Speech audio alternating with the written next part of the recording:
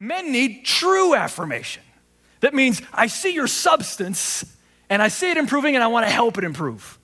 That's true affirmation. True affirmation requires men to humbly listen to counsel. What happened? Moses listened to his father's advice and followed his suggestions, and he chose those leaders. He listened and he chose. He didn't just listen, he listened and then he chose. Moses knew what every wise person knows. It's only wisdom if you do it.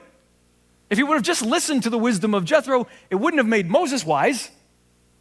He's not wise until he does the wisdom. Moses receives the counsel, even though he's Moses. Now, if you're Moses, you might have rejected Jethro. You're like, oh, please, sir. Maybe you think I'm still just some shepherd. I'm the leader of this entire nation. Did you know? Did you know about the Red Sea? And you think, have you managed a nation, Jethro? I'm just curious. Have you done this? He could have reacted like that. This old man always riding me all these years, and now he wants to presume to come and give me this advice. But Moses knew a secret that we all need to know, and that is you don't need somebody to be an expert in every sense on your thing for God to use them to bring you good advice about your thing. Come on, somebody. Sometimes we're like, well, I don't think they know about my thing. They don't need to know about your thing, everything, because there's a lot of aspects to life. And there's certain things that God is sending them to maybe communicate to us if we've got humble ears to hear.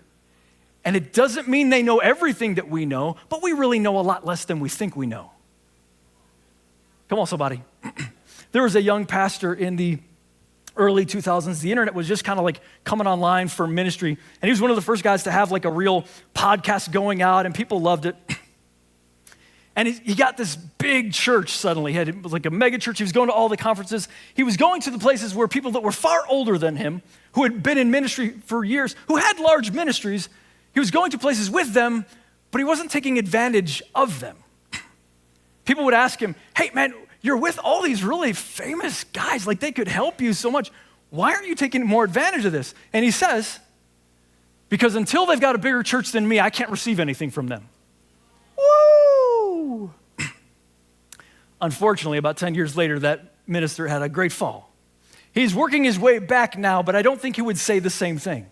We don't need people to understand everything or be more advanced than us to receive their counsel, especially when it's about things about our character, about how we carry ourselves, about if the substance is really there so that it matters whether or not we slay the dragon.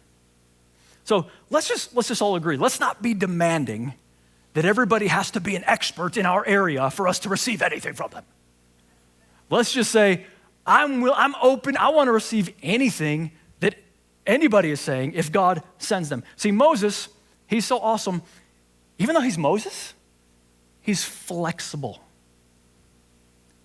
How many are old and still flexible? Moses is still flexible. He's responsive to his mentor. He's like, yeah, I'll change. That's a good idea. Let's change how I'm doing this. Moses isn't married to the past. He's not like, well, look, man, this is the way we've done it, so this is the way we've got to do it. No, he says, well, this was iterative. This got me through the day, but now I'm hearing a new way, a better way that makes more sense for the future. Moses, like we need to do, check this out. He assumes other people can see flaws in his pseudo system. He assumes other people can see flaws that he does not see, and he's open to that feedback. So we're all doing life, right? We're all figuring out how to do stuff, and some things we're rocking, and some things we're pseudo doing. We got a pseudo system like Moses. It's not great. It works for the day, but it's not fantastic. And someone else can come along and say, oh, I really care about you, and I see flaws in just the way that you're doing this. It doesn't mean that you're bad. It just means the thing you're doing doesn't work as well as this would work for the thing that you seem to want. Moses wisely was open to Jethro. Jethro, he's like, Moses, this thing is good that you're doing, like it's a good heart that you're doing it. I hear why it's you. It makes sense that it's you. It's just that the way you're doing, bro, you're not gonna be able to last like this.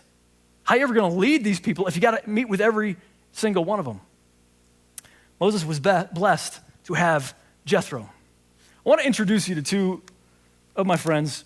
This is Phineas, the full and flowing honey bear. You see this guy? He's got some rich, tasty honey inside.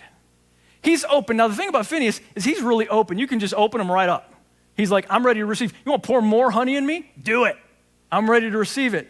And because he's open and flexible, whenever I'm hungry and I want to get a little spoonful, I go to Phineas because he knows he's super liberal with it. He's not stubborn. He's not resistant to giving away the gold that he's got. Now, we've also got Stanley, this silly, stupid bear. Stanley, the thing with Stanley is it's like his top is stuck on. You can't get it off because he's stubborn. He's like, look, I already know. And he does have a little bit of golden honey down there. But he's like, I've already got some honey. No thanks. I don't need any from anybody else. They're probably not the expert that I am. And so because of that, he doesn't take any more honey in, which means God's really not going to use him to share much honey with anybody else because he's prideful and he can't receive much from anybody else. And in his crazy mind, he actually thinks he's got more honey than he does. If he would just maybe open up to Phineas, Phineas could pour a whole bunch of honey into his life, make his life way more better, way more fruitful, way more helpful to God and the people he's supposed to feed. Are we hearing what I'm saying here? Yeah. Guys, are you a stubborn, silly, stupid Stanley? Or are you a full and flowing Phineas, honey bear? We got to choose every day. I'm going to be full and flowing. I'm going to be open and flexible. People can come along and they can say, hey, let me just pour some stuff in, and I'm open to it. I'm going to make this easy on you rather than like stubborn Stanley.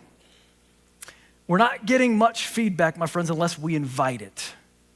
And sometimes that means literally asking, but it also means having a disposition of, if you give me feedback, I'm going to say thank you. Thanks. Man, I just so want to hear that. Even if I'm acting weird about it ever, just tell me anyway. Because I want to hear it. My flesh might lose its mind for a half a second, but just know that's not what I want to happen. Please share your golden honey with me.